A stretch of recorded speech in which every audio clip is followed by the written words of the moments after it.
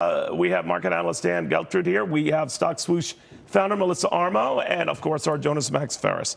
Dan, you're our accountant, and her argument is that the super rich, i.e., guys like you, can easily afford to pay more, and it's not as if we're taxing at that level on the first dollar.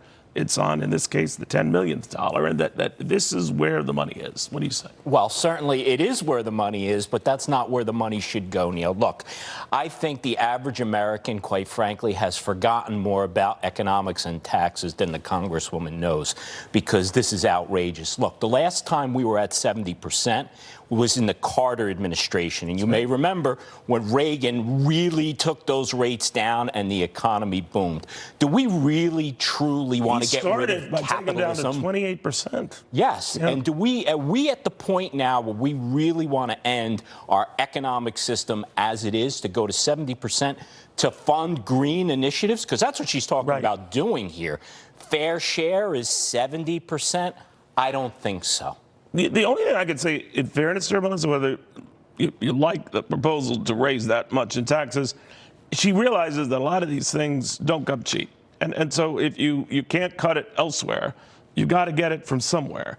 I'm just wondering, though, would that even do the trick if you went after, the very, very rich and started socking them at 70%? First of all, ultra high net worth individuals pay a lot of money to begin with, because if you look at the percentage you're paying, it is taxed where they're paying a higher percent. Second of all, there's so much waste in the government. So I think people that make a lot of money and pay the highest tax rate even now get tired of all the waste in government. And your producer forgot to put the clip where she compared herself to Abraham Lincoln. I mean, that was actually, I don't know if you saw that part. Right. I mean, she is just on another level altogether that I don't understand, quite frankly. But the idea that's being espoused is we need a much more progressive tax code, much more progressive than it is now. Let's talk specifically about what she's talking about with taxes, because there's other, spending, those things are different issues.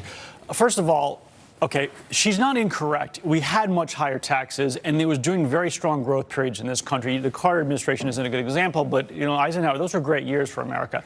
But no one paid those rates, first of all. The percentage of revenue as a relation to GDP was always around the same level in America. It's not what the top rate is. It's who's paying it, what the deductions are. There was But now we have half the people in this country not paying any income tax at all. They might pay FICA, they may pay, and I'm minimizing that. That's the real That was around, in the Eisenhower years, I'm sorry, roughly 90% paid some form of income tax. No, in fact, you could say there's more tax inequality than ever before. Right now, 98% of taxes are paid by the top half. There's very little taxes at the bottom. And this is actually where the wheels come off the train with this argument, Bernie Sanders' argument.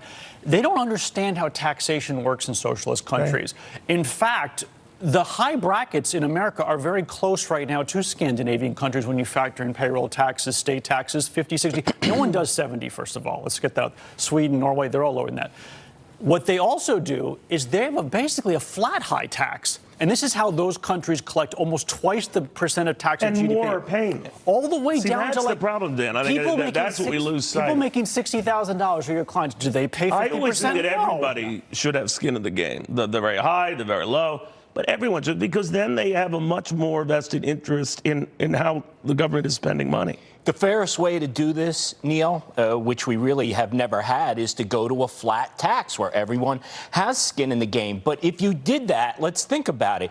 You would have almost half the country getting a tax increase. The lower half. The lower half. Now, that would be the largest.